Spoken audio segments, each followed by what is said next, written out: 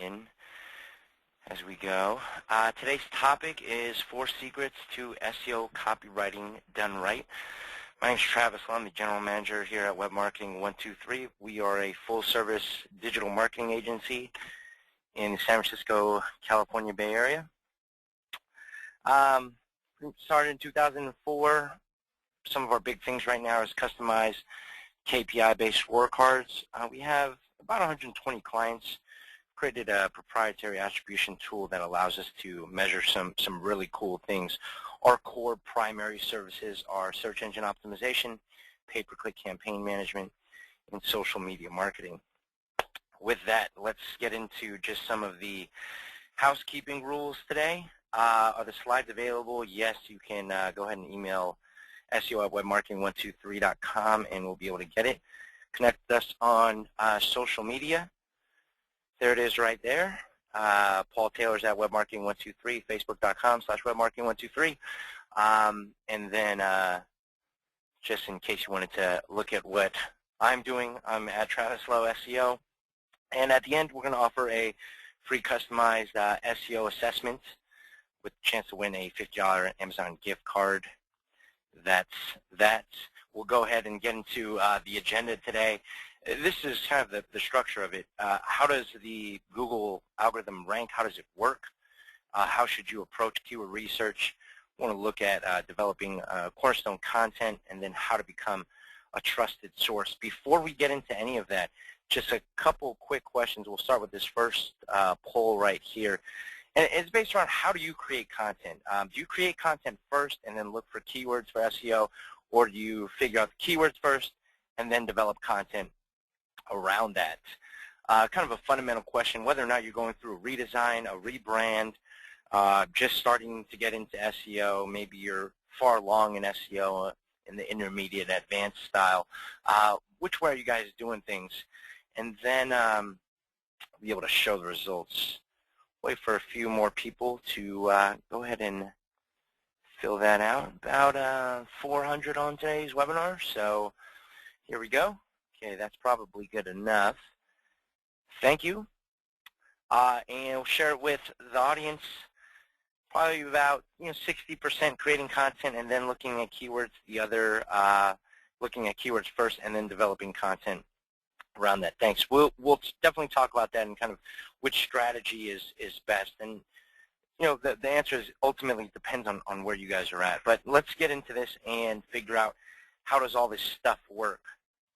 Okay, so some things that everybody should know is spiders crawl your site either daily, weekly, or monthly, and it depends on how strong and how relevant your overall website is. Okay, the big things that you see over here on the right-hand side, if you can't read that, the blue one is trust and authority of the host domain, the link popularity of a specific page, the anchor text of external links on a page, and then we have on-page keyword usage. Now, the kind of old way of saying this is keyword density. We don't really believe in keyword density anymore. I don't think there's a lot of SEOs out there that believe in keyword density. There is the idea that, if I have 100 keywords on a page and 10 of them are the actual keyword, then I have a 10% keyword density. Not necessarily the case anymore. Google's algorithm, at least when I've been around for the past 5 years here at Web Marketing 123, has been overall thematic optimization or keywords around themes. So that's kind of the on-page keyword usage. So in focusing on a keyword, you want to look at consistency and variation. I also like these webinars to be as interactive as possible. So as I'm talking, if you want to throw out questions or if you have keywords that are relevant to that or anything, feel free to type that in the Q&A. I want to try to interact with as many people as possible. And what we're talking about with consistency and variation is if your website is about shoes, and shoe is not a great keyword, by the way. If anybody sells shoes, shoe is not a great keyword. But let's take that as an example. Any variations around shoes, maybe we want to call them boots or tennis shoes or running shoes or footwear, those types of things are going to eventually help you. There needs to be an overall strategy and focus around those types of keywords, though, because if you just place synonyms everywhere. It's not necessarily going to help you.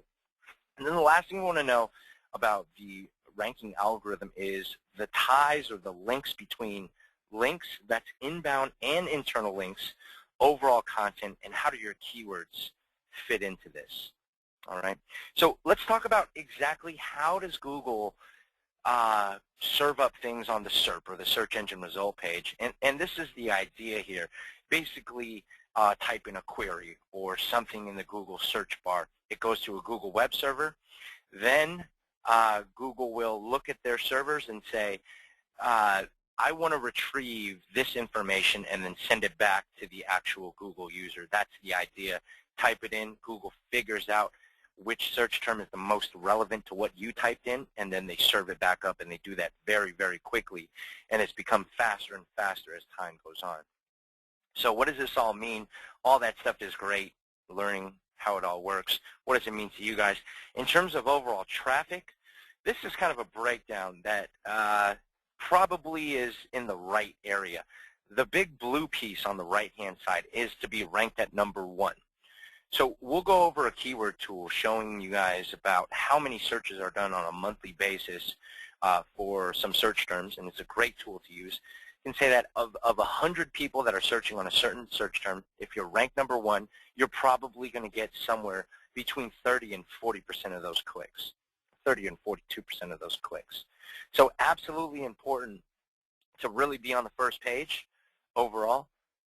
Extremely important to be, I think, in the top 3. #1, obviously best. What does it mean to actual results? You're talking about somewhere between 30 and 40 visits per 100 searches. Right? That's kind of the important stuff. That's how it works. So how do you approach overall keyword research? This is Google's Insight Finder. We're going to look at a few things on this wheel here. What are people looking for? How are people searching? Extremely important. Where are people clicking? What are people saying? And what are people watching? You know, YouTube is probably one of the highest traffic sites over Yahoo and things like that. So what are they watching? These are kind of some things. Now, it would help me a lot if you guys typed in some keywords that you would want to rank for. Type in keywords that you're creating content around, so I can just be able to throw them out and bring some relevancy to individual people. Okay, so what are people looking for? Insights for search is extremely important. I see a lot of keywords coming in, and I'll talk about a few of them here. But Google Insights is huge. Let's take one of these, for example. I have sorry, they're coming in too fast. Can't really read them here. Let's talk about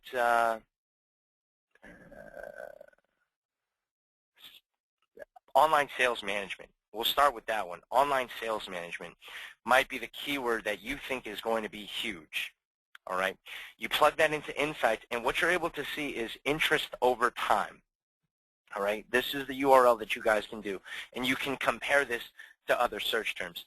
So whereas online sales management might have been the term that everybody in the office thinks is very important and viable to your business, when you look at the overall search terms, it might be online sales manager, or it might be online sales software, or something like that, where it's not necessarily what you guys say in the office, it's what the customers are saying. It's what Google's telling us, that people are searching on this term over another term. So you can see the kind of peaks and troughs here on, you know, this one is for a search term that shows you just over probably the past 8 years or so. Is this term moving up or is it moving down? Now that happens especially in the B2B world, where we might call something business process management, and in reality everybody else is calling it something else. We might call it talent management, but in reality everybody's calling it HR management or HR software. So if we're looking for the ideal people, this is a great tool to use to figure out some of those insights. Another thing that it tells you is where most of these searches or queries are coming from. Are they coming from the United States? Are they coming from China? Are they coming from you know, South America? Where are they coming from? Great tool to look at those types of things. All right, trends is the actual search term. So went into insights and talked about what are the major points that happen. This one I like a lot more, where you have one search term in skinny jeans and you can see where does Google see the overall milestones of that. Compare that to another search term and you can see exactly what are the what are the trends of that and where that's all going. So trends and insights, really important to figure out how the world is interacting with search terms or with your industry. What is that all looking at? Okay, so now we're going to go into the keyword tool. How are people searching? This is where I kind of want to jump off a little bit, and I'll show you some live examples. And whoever has the last search term that came in, this is the time you get rewarded for being last. And we'll take a look at the keyword tool. So here is the keyword tool, nicely done in a PowerPoint here, where you have the search terms on the left-hand side. You have overall competition. How difficult is that keyword to optimize for? You have the global monthly searches, so that's anybody searching in English on a Google property. And then you have the local monthly searches, so how many are done in the United States on Google.com. You can also see a little snapshot like we saw in trends on whether or not this search term is increasing or decreasing or kind of stagnant. Now, we'll take a look at somebody submitted supplier lifecycle management, and we'll just go ahead and search on that one. This is going to populate the keyword, what is the competition, then the global searches on that search term. Now, if I had asked everybody to type in your search term that gets the most amount of traffic, this one probably wouldn't be it, where there are tons of other ones. And if you guys are a global company, I'll sort the bottom ones by global. And you can see there's many more that have higher search terms. Not saying that these all exist for you and that these are great keywords, but this is an idea here on some of the high search terms.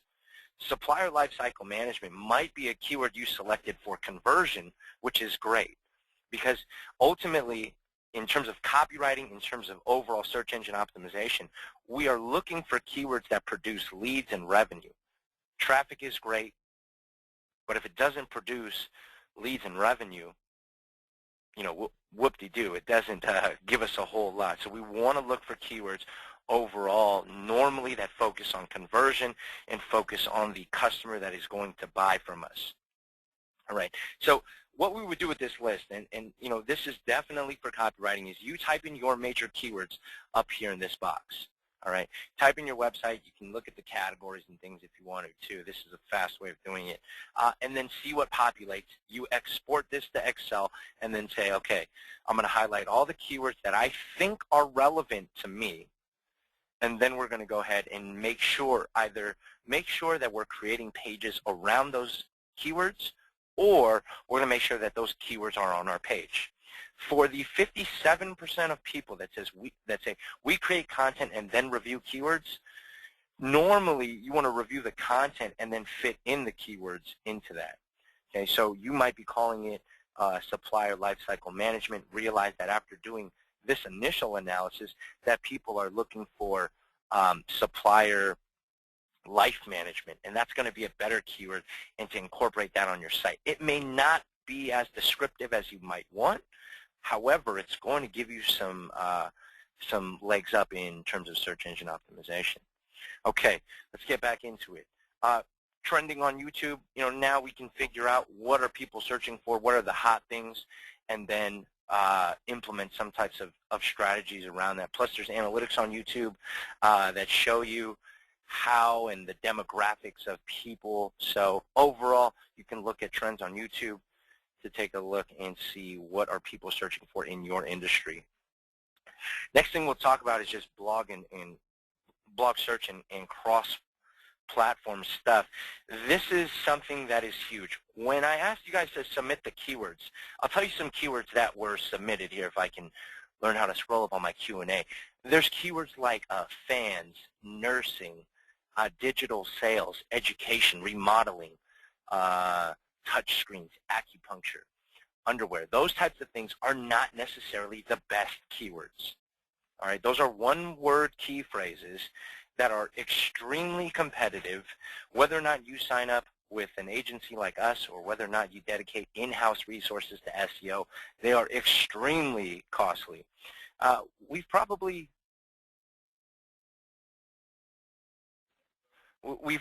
had about, maybe about 3 or 4 clients that have these one-word key phrases that are in their keyword bucket that they really, really want to rank for, and it's taken us probably a year or even 2 years to get onto the first page, not even to number 1.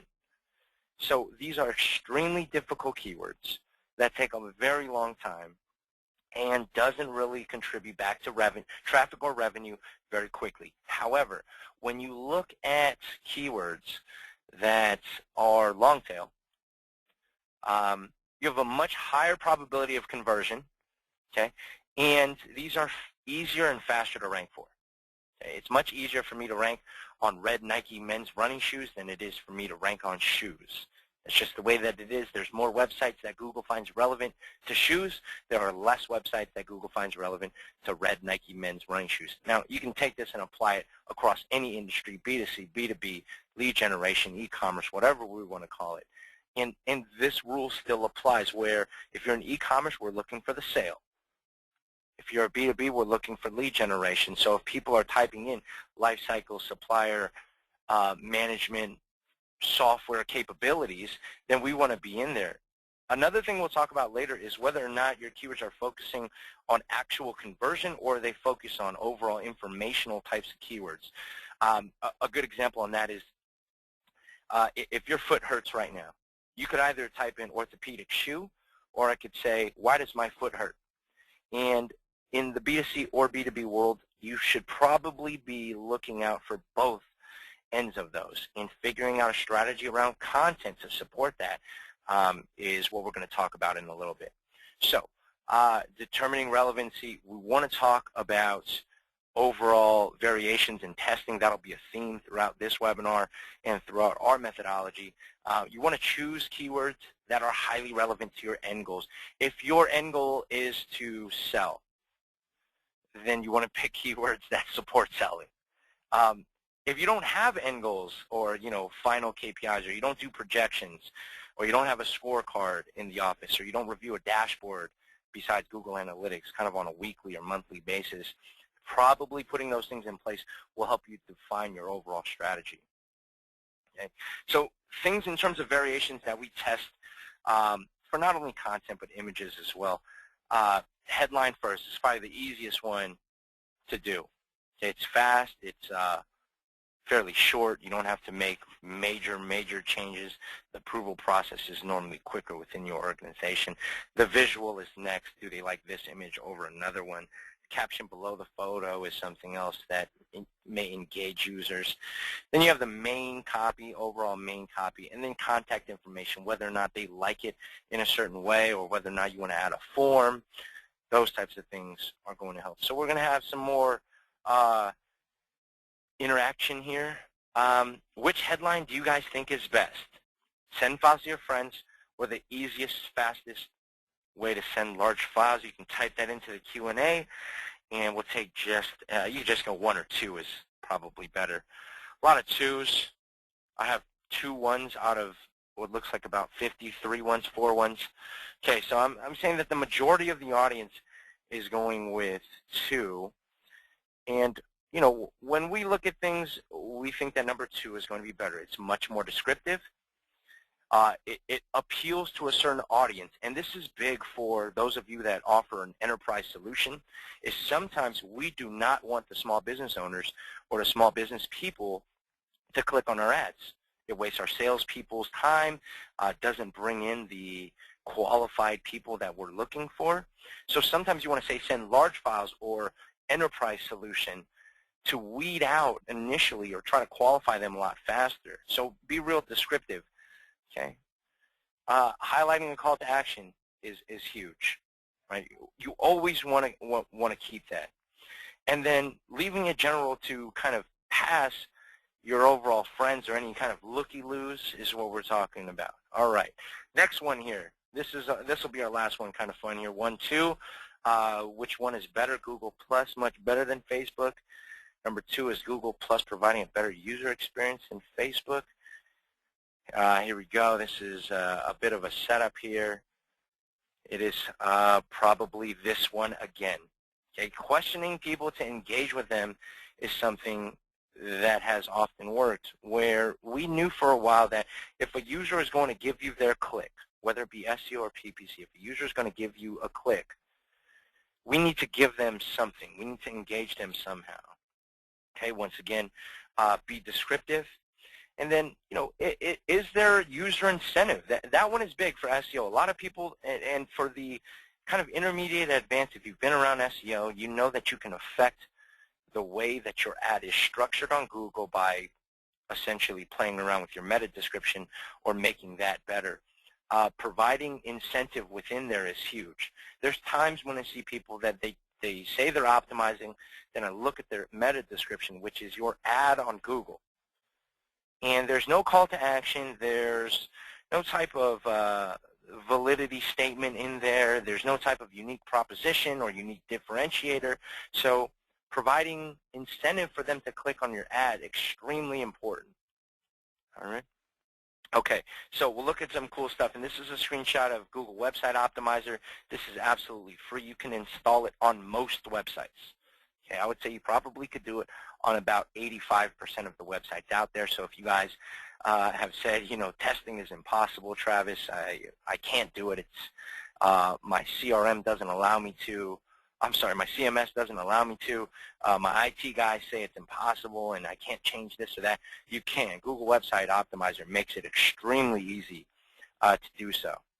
So, you can determine which one converts at a higher rate, and you can go up to 95% confidence that something will perform better than another. Here we are only looking at the difference between a green button or a yellow button. Same words inside the button, okay? We're talking about a free demo, and it's either a green button or a yellow button. That's it. Okay, so in terms of A/B testing, you can test a lot of stuff. Normally, a fast one is to do a button or a headline, so fairly quick. But you can see the results here, and nothing has won yet because we're still waiting until we get there. So a lot more conversions to go through, but overall, this is a snapshot of GWO. That really is, I think, beneficial to a lot of companies. It allows you to test. Okay, so we're going to talk quickly about developing foundational content. Before we do that, I'm going to switch back to see if there are any questions currently right now. And while I take a look for questions and ask for assistance for other people in here, just another quick poll. What is your top priority for digital marketing? Generating leads, generating sales, building brand awareness, generating site traffic, or building an online community? I'll answer the easy questions. Yes, the deck will be available after the presentation. The tool that I'm recommending for A/B testing is Google Website Optimizer. That's normally an easy one. It's free, so you can go ahead and use that. All right. If your answer to this one is all of the above, there's probably a bit of a lack of focus on exactly what you want to do or what are the main initiatives for the company. Okay, so we want to make sure that we figure out, what are the OKRs or what are the biggest KPIs that are important to your company. All right, thanks everybody for voting. I'll go ahead and share. Top 2 are generating sales and generating leads. No real surprise there. Building brand awareness for SEO is not a huge component of SEO. SEO is there to generate traffic, which generate leads, which in turn generates sales. Building an online community, SEO can be an introducer or an influencer into that. So pretty important overall. The main objective, at least from our methodology, is to generate sales, is to generate leads, and just add to the bottom line. And I think that that's a main misconception that has happened over the time, is that people think SEO is for a good pat on the back or high five in the office. In reality, we're looking at building sales and building leads through this marketing channel. Okay, so some things to keep in mind when creating content. this is probably something you guys have heard about numerous times. You want to speak to the language of your audience. So important. If there are major blogs or magazines or e-zines, whatever they might be, very important to scan those and see how are people talking about your company, your product, your industry, things like that. So very important. Understand what is the language of your audience. Okay. Normally, SEO will be an introducer into the sales cycle. This goes back to leads and sales is extremely important. All the B2B companies, I know that's the primary focus. Traffic is good, but if I can increase overall leads and sales, I'll be the hero in my organization. That is what we want to do. So this is a big thing that we've learned. And, you know, I said in the beginning, we created this attribution tool that allows you to measure who introduces or what marketing channel introduces users to your website, what influenced them to close or convert, the conversion or the actual lead generation, and then after a lead is turned into an opportunity, the close won. We want to be able to measure all those types of things. What we found is that SEO is normally an introducer. Okay? If your keyword is business process management, and you're on the first page for BPM or business process management, and they find you guys, and they engage with your website, maybe not fill out a form, but they read through it. You know, the average time on site is 2 minutes.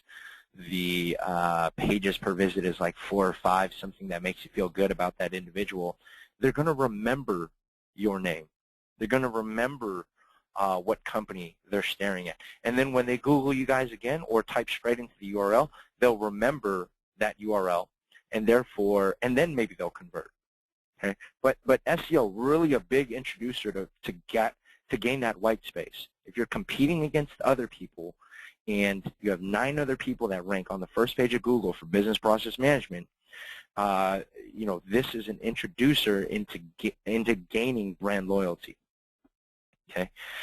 Another thing, and we'll look at here, is the overall. When creating content, we want to look at, can this be socially shared? Can this be retweeted or liked on Facebook? Something like that, in order to build a presence in social. For the past probably about 2 years, social has become more and more important to SEO. Content, extremely important. We want to get some of that out. And then the last thing overall is to satisfy the needs of your search engine champion. Now, the reason why I didn't say Google, and you know, we all know Google has the lion's share, is I was curious to know if anybody is running global campaigns. Yes, you are. And when I say global campaigns, you're actively doing digital marketing for your global properties. No, but we should be. No, we're not a global company. And no, we don't see value in global digital marketing.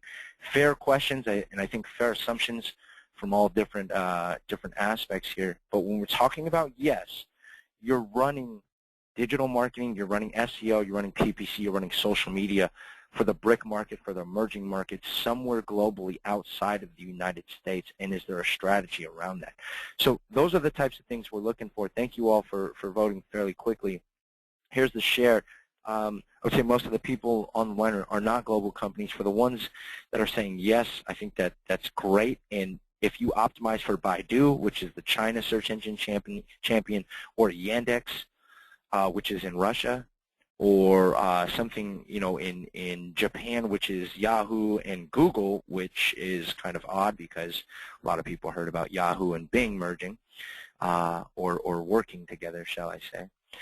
You need to be able to satisfy the content for that champion.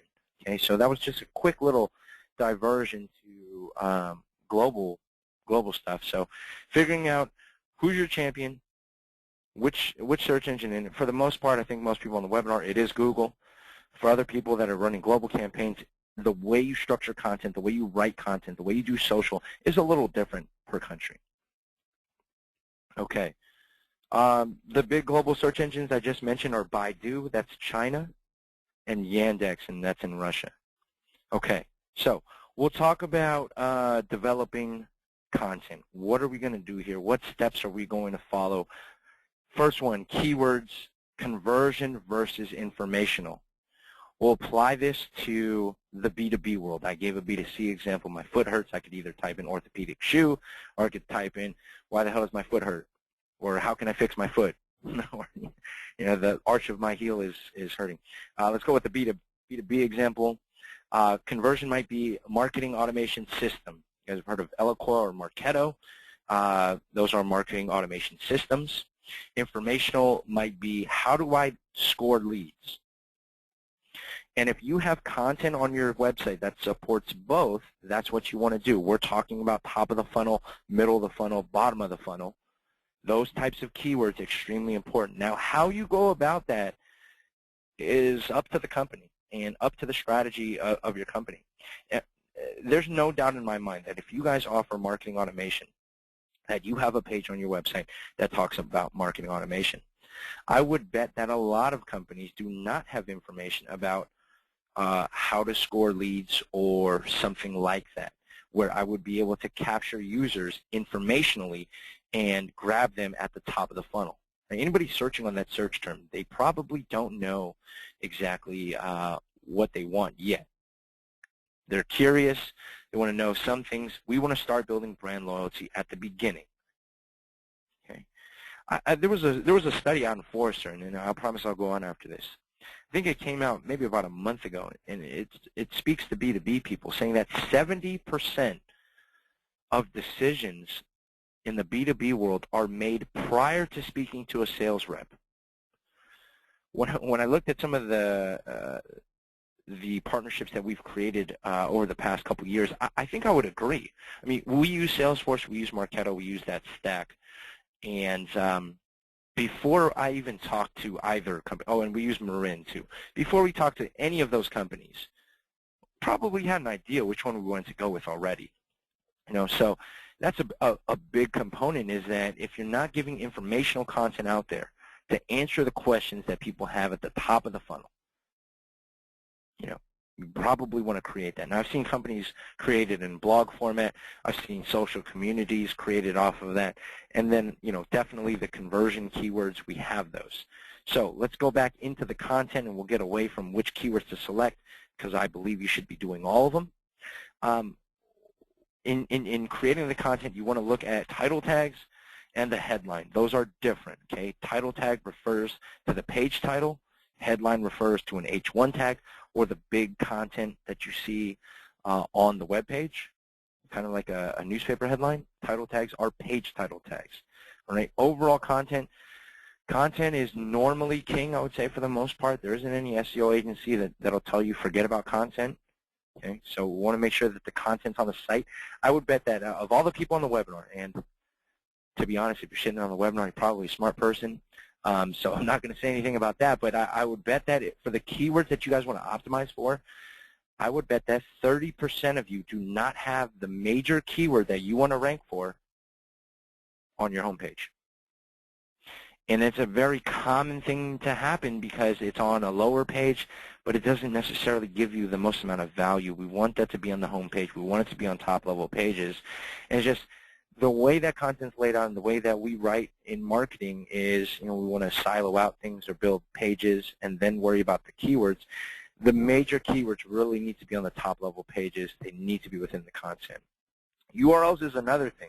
And, for URLs, I'll show you a quick example here. If I was writing you guys an email, all right, and I were to write a URL like this, hey, Bob, come check out this website right here, versus this URL, and hopefully you guys can see it. I'll blow it up in a second.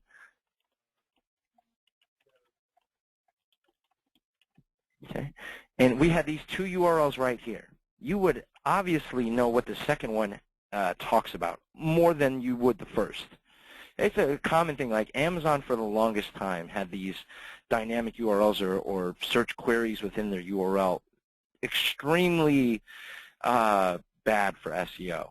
Okay, they have since changed it to do something like this, where they incorporate the keyword before they do the dynamic piece. The dynamic piece is absolutely necessary to Amazon's backend, and that's fine. I'm not going to tell you to rearrange, the backend, but they've started to incorporate keywords into the URL. So that's another piece where you want to think about the content, and even, we can go all the way back to before pages are created, because you're rolling out new services or new products, you want to have the keyword strategy built out before those types of things happen, so you know what kind of content to build, you know what URL to use, and you know which keyword to, or which product name to use.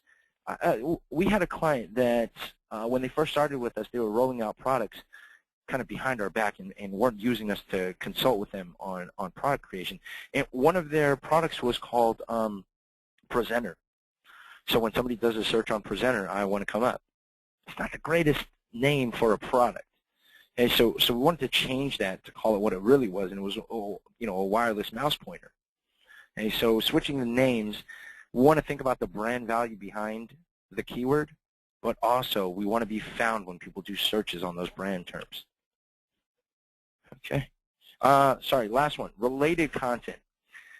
We'll go into this in a little bit, but when you create one page on your website, and let me scroll back up and grab another keyword here. Online degrees, somebody spit that out. When you have one page about online degrees versus another website that has one page about online degrees, and then they have pages about social science, they have pages about biology and chemistry degrees, those types of things, the second site that has multiple pages and supporting structure is going to rank better all the time. There's no depends on that one. It's like back in the olden days when we had encyclopedias, the thicker encyclopedias cost more because they had more information. Now, links are the piece that adds relevancy to that information, but overall, that's what we're talking about here in related content. So let's go ahead and break some of these down here. What we want to look at is just overall the graphic on the bottom. You guys can read that, and we'll send this out later. This is the way that your content should be structured. This is exactly what I was talking about. Now, the root could be considered the home page, and then you have these different levels on your website. For B2B, it's a lot less, where you may not have 5 levels. I think most of our clients have about 3 levels. But for e-commerce, it could go into this where you have the home page, you sell stuff, and you optimize the keywords around selling stuff. And then you have home and kitchen, and then you have pots and pans, and then you have the Le Creuset pan or something like that, and you can break it down like that. But these are the different levels where you focus optimization on the highest level. And then it goes to secondary short tail or head match keyword, where maybe it's 2 or 3 keywords per key phrase. Then you have the primary mediums. If you're looking at 3 to 4. Then you have 4 to 5, and then anything over 5 really considered a long tail keyword. Not going to get you a lot of traffic on that page. Should get you a decent amount of conversion. Now, when you measure conversion rates, conversion to sale, conversion to lead, you're going to have less converters at the top and more converters at the bottom, at least in terms of ratios. All right? So that's essentially how you want to structure out your content and how you want to do it. A keyword mapping document for this is perfect, where on the top you have the keyword, the major keywords, the major themes, and then they start to go further down and further down as you continue down into your website. Okay, so let's talk about title tags and headlines really quick. The big one on this one, in creating quality content, we want to do all these different things right here. All right, you want to optimize for relevant, popular keywords. Take advantage of trending topics. If you guys have a blog or something quick, you want to do something like that. You want to integrate it with social media. You want to use tools for content and planning ideas. You want to package the content properly, and then you want to make an effective use of your overall linking with your title tags and headlines. So the better quality content you can get in the title tags and the headlines, and the better the more relevant that is to your overall themes of the website, that's going to allow you to optimize your site much, much better. Okay, so you want to create those in the title tags and headlines because those are the most important on-page elements of SEO. Your title tags and your headlines are the most important. Okay, so obvious, proofread, grammar, the tone of voice, and a natural writing style. That often gets overlooked when people come to us and say, how should we create content? Should we write a bunch of bullets, or should we write paragraphs? We always go towards paragraphs. I mean, bullets are good for some pages, absolutely. I don't want to discredit those at all. But in terms of writing things properly and naturally, Google is starting to be as natural as they can. And Google wants the idea that the robot they created or the spider they created to rank websites is as much of a human as possible. Okay, so as Google continues to get better and better, and as the algorithm continues to get better and better, you want to write in a natural, customer, user-friendly thing. They want to serve up the websites that are most relevant to the user. That is the end goal of search engine optimization of Google. Whatever is most relevant, that is what they want to pop up. So this is, I think, a great example of how all this stuff works. All right, imagine the water here or the juice as value to your website. Your homepage has the most value, and as you build more and more pages, the value leaks to other pages. Okay, so that's why we structure the content that we in the way that we structure. Now, for all the kind of inbound link or external link junkies, I think probably before 2005 we said sending external links to your homepage is the best idea, and then it'll flow downwards. Now, when we do optimization, we do what's called deep linking, and we link to deeper pages. So if this is the page that's ranking for Nike red men's running shoes, then we're going to add inbound links to this page about red Nike men's running shoes. We wouldn't send it to the top, and it's a very common thing for people to do. If you guys do press releases, this is another good example. If you're doing press releases and all of your links go to the homepage only, not the most beneficial way of doing it. You want to spread out those links in a press release or in an article submission, something like that. Okay, let's go on to the next one. Overall related content, I talked about this a little bit. Support your content with relevant other sources. We're talking about inbound links. We're talking about supporting content like an encyclopedia. A blog is great for additional related content or fresh content. Right? When you update your site constantly, Google realizes that you always have new stuff to put out. And whether or not you're in the B2B or the B2C world, it's pretty important. I know in the B2B world, a lot of companies will say, Travis, we've had 3 services for the past 15, 20 years. Nothing changes, and we can't add content like that. That's not the case. There are industry things that we could write about. There's new people we could talk about. There's new articles that are coming out daily that we could write about. So fresh content, related content, extremely important, whether that be through the blog or through somewhere on your website. Definitely important. Okay, so we'll keep it moving here. Almost running out of time, so we'll go into the next one. Becoming a trusted source. Here it is. You want to attract natural links. Okay, there's 2 types of linking that I'm talking about. There's either internal linking, and then there's inbound linking. All right.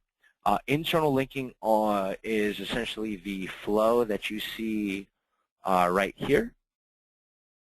Okay, that's all internal linking. These are pieces that you can control right now. Right? If you guys ask me to put a link on my homepage that linked to the SEO page, I could do it today. Right? These are on-page elements that are controllable by either the marketing department, the IT, or the IT department, whoever's doing that. Now, you want some type of structure here. You don't necessarily want to just go ahead and start linking everything to everything, because that's not as beneficial. There are these things called content silos, and I'll go ahead and break that up with a pen here. Oh, it's getting a bit John Madden-like, so I'll erase that. And we'll look at content silos that are split between themes here. all right? And in each of these silos, there's different themes, there's different keywords that we would optimize for, okay? And you want to separate them like that. For the e-commerce, if you're optimizing for sports, you would have a baseball silo, a basketball silo, a soccer silo, cricket silo, all those types of things. All right, for the B2B world, if you offer business process management, you might have business process management services. You might have BPM software. You might have, BPM add-ons. Those would be in different silos, all underneath business process management. That allows you to support it. That's the idea of internal linking, is you want to be siloed out, but when I add up all the silos, they equal a major theme. And that's how you start to rank on big keywords.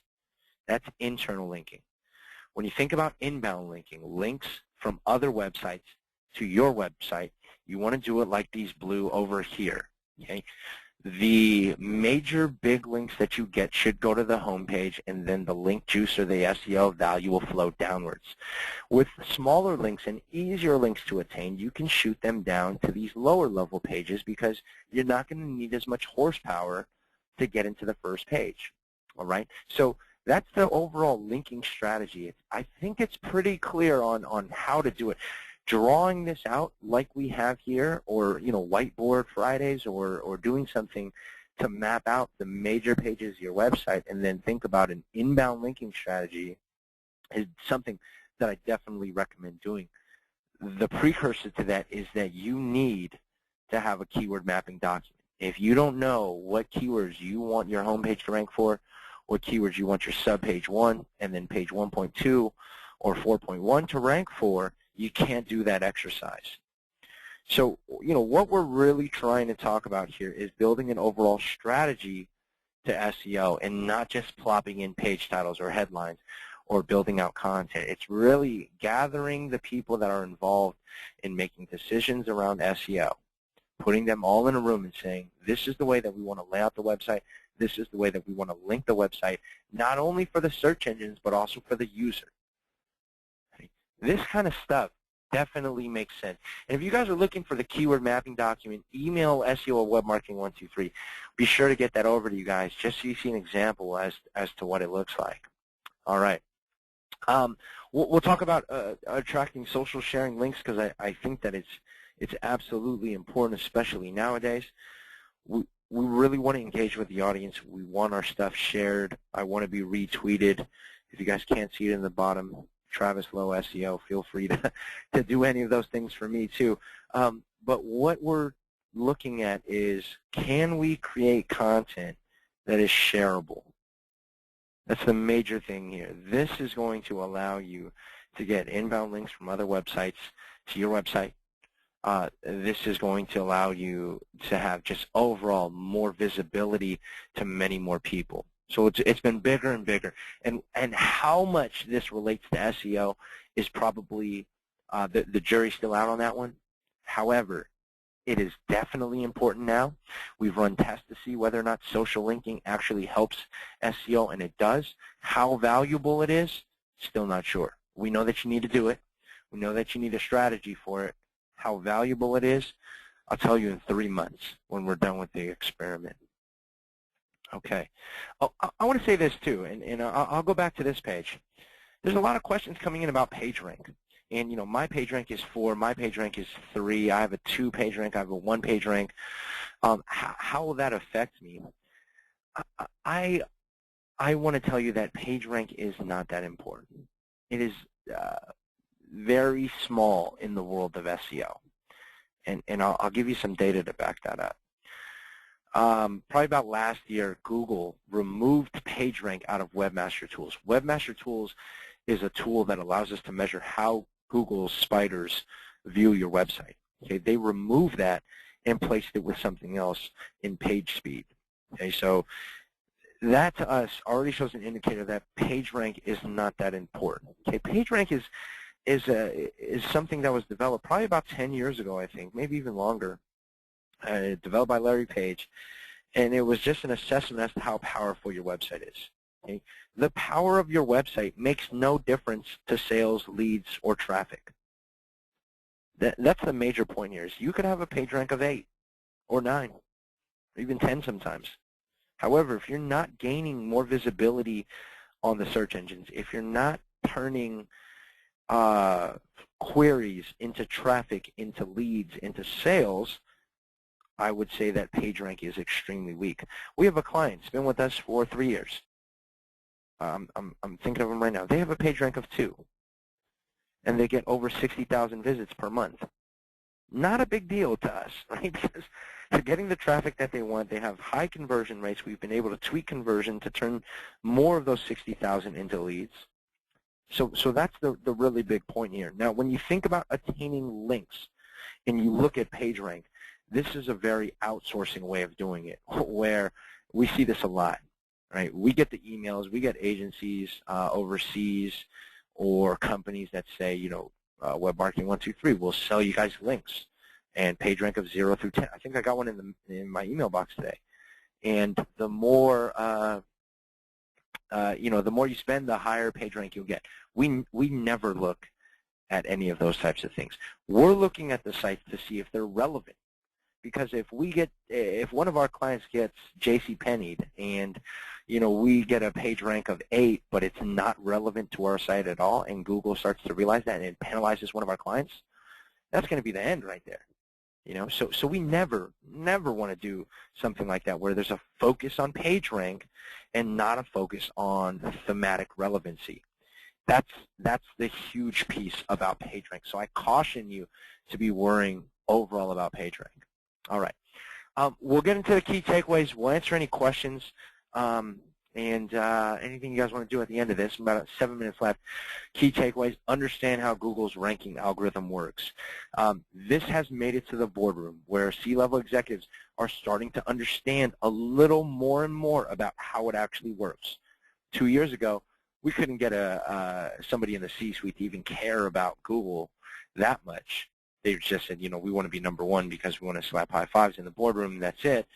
Really understanding how it works and being able to kind of smash that down and give an elevator pitch on exactly how it works.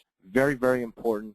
And it's going to get more and more important as we go on. There's so much more content out there about our industry and about the way that all this stuff works. So I only see it going higher and higher. Second one, do keyword research and choose the right keywords for your website, your product line, and your overall theme. Choose the right keywords. If you don't know what the keywords are as of yet, please figure them out. Contact us so we can help you figure out what are those right keywords. Okay, and there may be some type of testing elements in choosing the right keywords. We may suggest you got to run PPC. You should have an analyst review blogs or review your industry forums to figure out better keywords for you guys. We need to look at analytics in order to figure out the right keywords. Tons of ways to do it, but overall, you got to choose them. Okay? Develop that cornerstone content for Business Foundation. If it's already up there, if you guys are not doing the redesign right now, your website is out there, it's live, you guys are getting traffic, you're getting leads, you're getting sales, then structure it a little stronger.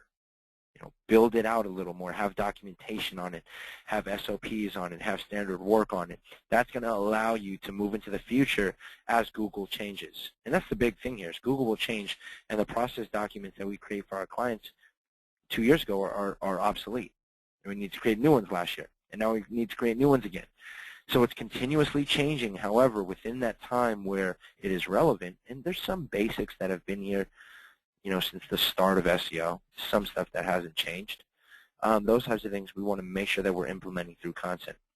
And the last one is become a trusted source and reference, you know, by executing on SEO content elements, staying consistent for the most part, be comprehensive, and overall have a quality story that people are going to want to share, that people are going to want to link to.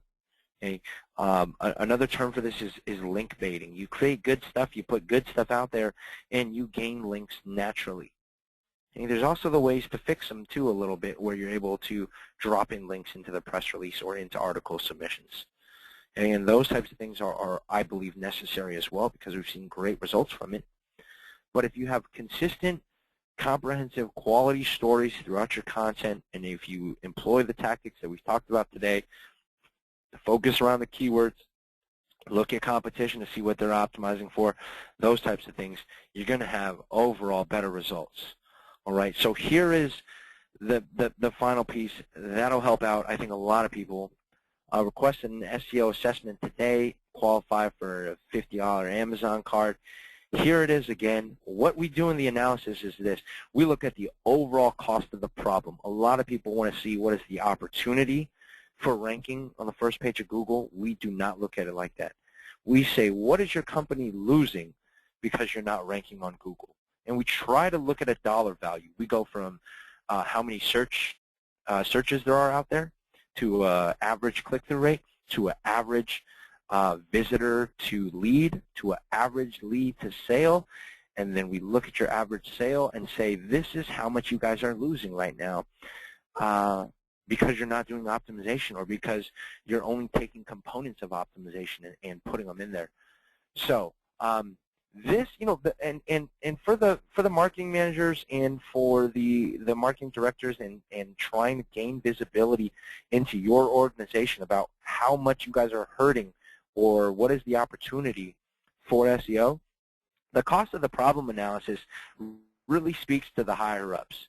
Right? If we want to get in the C-suite, if we want to get some of that visibility, the cost of the problem has been really good, just sending that around to not only our clients but also potential clients. All right, so that's the first piece, cost of the problem analysis. The other thing that you get in our analysis is taking a look at the competitors. Another thing we know that goes around in the C-suite is, why is this guy beating us on this search term? Why is our competitor winning? They're half the size of us. They have half the marketing budget as we do. Why are they beating us? We can help you figure some of that out. And then, which digital strategy works best for you? SEO works for 95% of the companies, but not for everybody.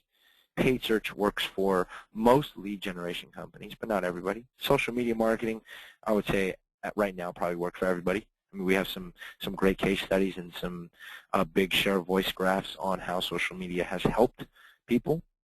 Display advertising, you know, banner advertising. Does that help? Does that hurt? I can tell you, for the most part, for our B2B clients, display is great. I don't really like it. Me personally, it's like driving past a billboard. I don't really, you know, call the guy down the street for a smog check too often. So I don't, you know, I don't really, I'm not really susceptible to display advertising. But when I see clients gain leads and revenue off of display, you know, it definitely works for some people. So that is our offer there to qualify for that free $50 Amazon card. You're also going to get some great information about your company and the opportunity for the cost of not ranking. We'll also look at the competitors, and lastly, which digital strategy might work best for you guys. Okay. What I ask you is this: if you're asking us really tactical questions on the analysis, and I think that some of those are great. If there isn't a strategy built out and you just want to know what should I switch my page titles to, this type of analysis isn't going to help you as much as, Travis, we're seeking a strategy here. We have some things in place. We have some resources that we can dedicate to SEO. Which way should we be looking at it? How do I get more buy-in from the higher-ups? You know, what is the problem that we're currently experiencing? You know, I have these types of initiatives from the C-suite. How do I turn that into action? You know, those types of things we can definitely help with, along with go with some of the tactical stuff. But those tactical things, you know, we rarely see a 30-minute conversation with somebody, you know, giving you information really help the bottom line or help you guys into a hero or help you gain some shine over at your site. You know, one thing that I'll show you guys, and I'll leave on this one. I think this is pretty interesting. We got one of our clients to the first page of Google, and they're actually ranked #1 here on a cake that they built.